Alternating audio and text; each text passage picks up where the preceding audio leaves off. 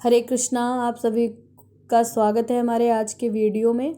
और हम आज लाए हैं आपके लिए एक प्रेरक कथा जिसका शीर्षक है पाप और पुण्य, जो इस प्रकार है। हम खाली हाथ संसार में आते हैं और खाली हाथ ही जाना होता है। अगर साथ कुछ जाता है तो वे हमारे पुण्य हैं। एक कस्बे में एक सेठ जी रहते थे। वे निसंतान थे, परंतु उनके पास संपत्ति अपार थी। पुरखों का परिवार कभी समृद्ध था, लेकिन अब परिवार के वंश वृक्ष पर वह एकमात्र पुष्प थे। उन्होंने जीवन में कभी भी अहंकार नहीं किया और संचित धन दौलत परोपकार में खर्च करते रहे।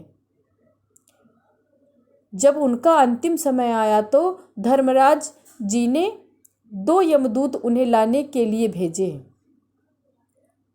यमदूतों को हिदायत दी गई कि सेठ जी के पुण्य कार्यों को देखते हुए उन्हें स्वर्गलोक में सादर प्रवेश दिया जाए।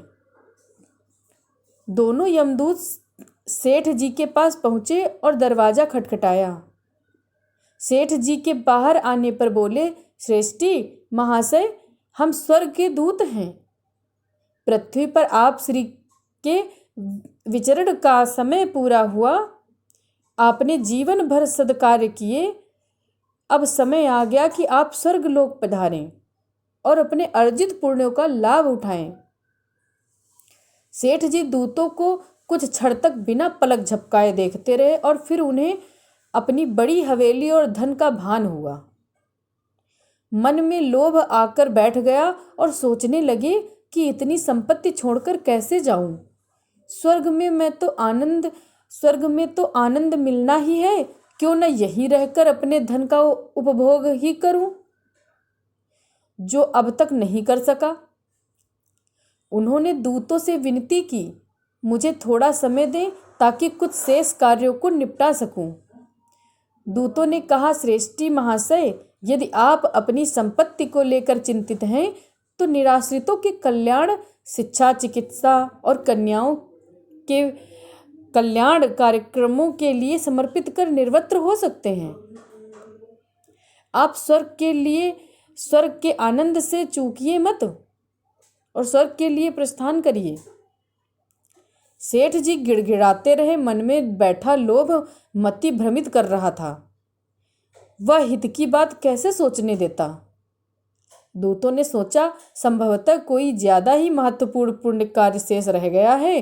दूतों ने धर्मराज जी से संपर्क किया। धर्मराज जी सेठ जी के मन में समाये लोभ को भाप गए, लेकिन फिर भी उसे 1 वर्ष की मोहलत दे दी। यमदूतों के जाने के बाद सेठ जी ने धन का उपभोग तो नहीं किया, अपितु और अधिक संचय की प्रवृत्ति प्रभावी हो गई। सेठ जी अब कर्ज पर रुपया देने व ब्याज पट्टा की कमाई से रोटी खाने लगे। धंधे में झूठ फरेब के कारण कस्बे में निंदा के पात्र भी बनने लगे। देखते देखते वर्ष बीत गया और उनके कर्मों के कारण संचित हुए पुण्य क्षीण हो गए। ठीक समय पर यमदूत आ पहुंचे। वे पहले की भांति तेजो में न होकर विभत्स आकृति वाले थे। सेठ जी ने उनसे पूछा, पूर्व में आने वाले दूतों की क्या बदली हो गई क्या? दूतों ने उपहास करते हुए कहा, सेठ जी, अब आपको स्वर्ग लोक नहीं नरक लोक चलना है। हम वहीं से आए हैं। आपने 1 वर्ष में सारे संचित पुण्य खो दिए और पाप की गठरी बांधते रहे। इसे उठाएं और बिना कोई ना नुकर किए चलें हमारे साथ।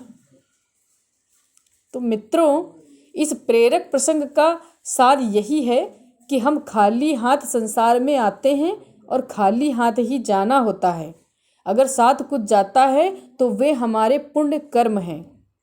तो जीवन में परिश्रम और ईमानदारी से अर्जित धन से अपनी बुनियादी आवश्यकताओं की पूर्ति के साथ साथ दीन दुखी और पीड़ितों की भी सहायता में भी अपनी सामर्थ्यानुसार मदद करें। जिससे हम पुण्य कर्मों के भी भागीदार बने। हरे कृष्णा, हरि बोल, राधे राधे।